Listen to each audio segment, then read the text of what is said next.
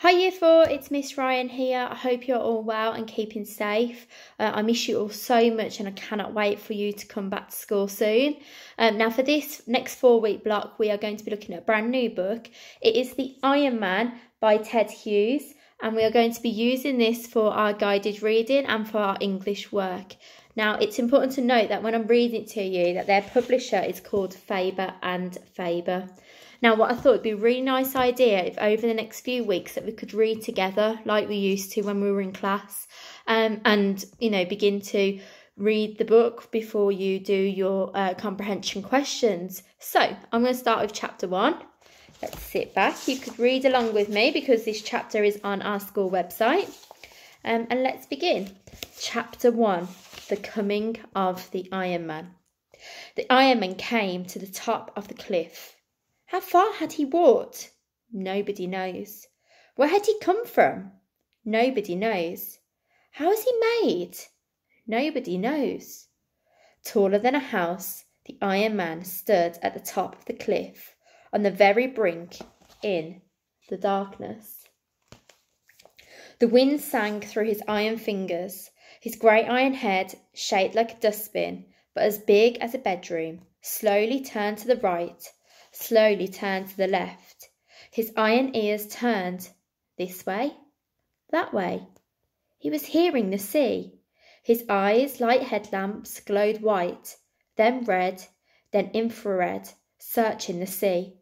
Never before had the Iron Man seen the sea. He swayed in the strong wind that pressed against his back. He swayed forward on the brink of the high cliff. And his right foot, his enormous iron right foot, lifted up, out, into space, and the Iron Man stepped forward, off the cliff, into nothingness. Crash! Down the cliff, the Iron Man came toppling, head over heels. Crash! Crash! Crash! The rock to rock, snag to snag, tumbling slowly, and as he crashed and crashed and crashed, his iron legs fell off. His iron arms broke off, and the hands broke off the arms. His great iron ears fell off, and his eyes fell out. His great iron head fell off.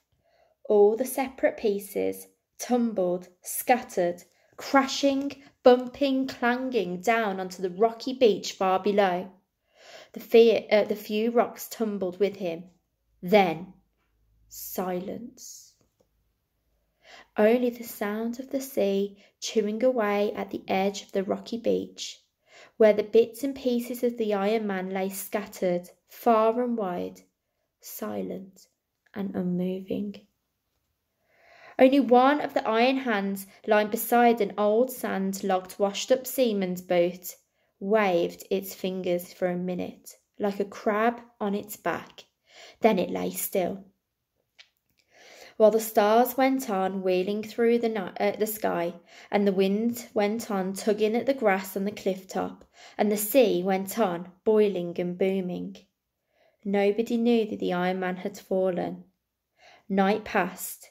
Just before dawn, as the darkness grew blue and the shape of the rocks separated from each other, 2 seagulls flew crying over the rocks. They landed on a patch of sand. They had 2 chicks in a nest on the cliff. Now they were searching for food. One of the seagulls flew up. Ark! He had seen something. He glided low over the sharp rocks. He landed and picked something up, something shiny, round and hard.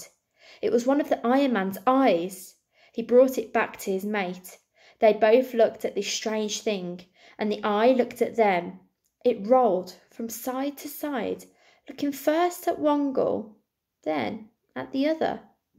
The gulls peered at it, thought it was a strange kind of clam peeping at them from its shell. Then the other gull flew up, wheeled around and landed and picked something up. Some awkward, heavy thing. The gull flew low and slowly dragging the heavy thing. Finally the gull dropped it beside the eye. This new thing had 5 legs. It moved. The gull thought it was a strange kind of crab, They thought they had found a strange crab and a strange clam. They did not know they had found the Iron Man's eye and the Iron Man's right hand. But as soon as the eye and the hand got together, the eye looked at the hand. Its light glowed blue.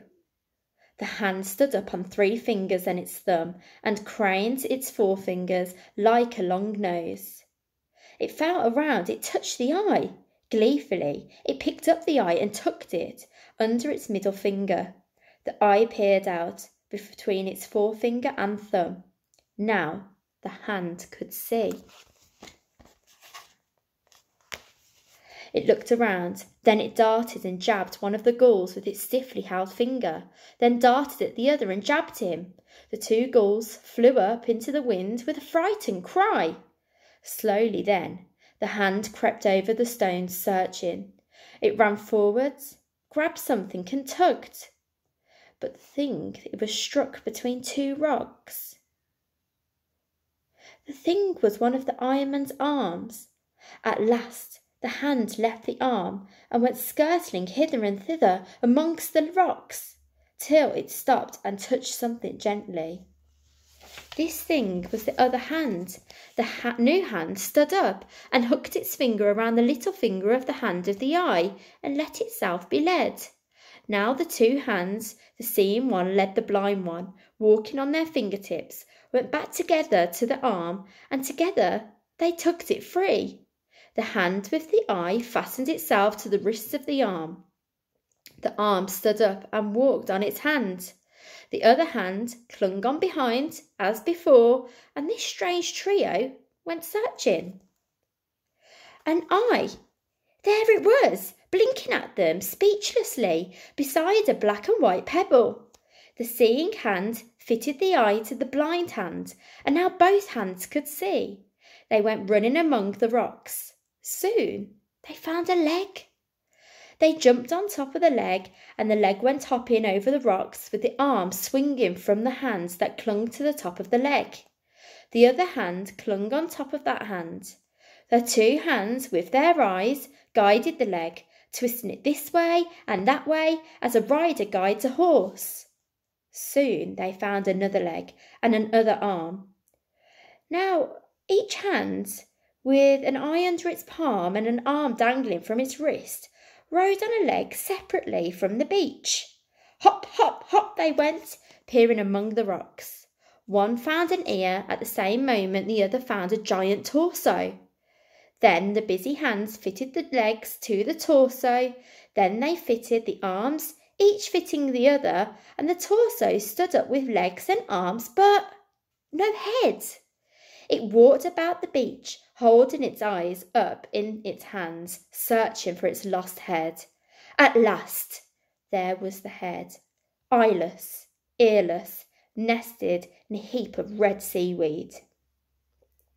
Now in no time the Iron Man had fitted his head back and his eyes were in place, and everything in place except for one ear. He strode about the beach searching for his lost ear as the sun rose over the sea and the day came. The 2 gulls sat on their ledge high on the cliff. They watched the immense man striding to and fro over the rocks below. Between them on the nesting ledge lay a giant iron ear. The gulls could not eat it. The baby gulls could not eat it. There it lay on the high ledge. Far below the Iron Man searched.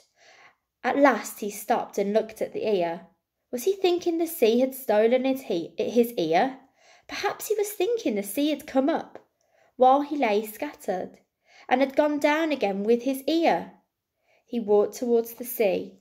He walked into the breakers, and there he stood for a while, the breakers bursting around his knees. Then he walked in, deeper, deeper, deeper. The gulls took off and glided down low over the grey iron head that was now moving slowly out throughout the swell. The eyes blazed red, level with the wave tops, till a big wave covered them and foam spouted over the top of the head. The head still moved out under water. The eyes at the top of the head appeared for a moment in a hollow of the swell. Now their eyes were green. Then the sea covered them and the head. The gulls circled low over the line of bubbles that went on moving slowly out into the deep sea. And that is the end of chapter 1. So I hope you enjoyed yourself. Keep safe. Keep doing all of your fantastic work that you're doing at home. I miss you. And if you have any questions, post on our Purple Mash blog. And I'll speak to you soon. Bye.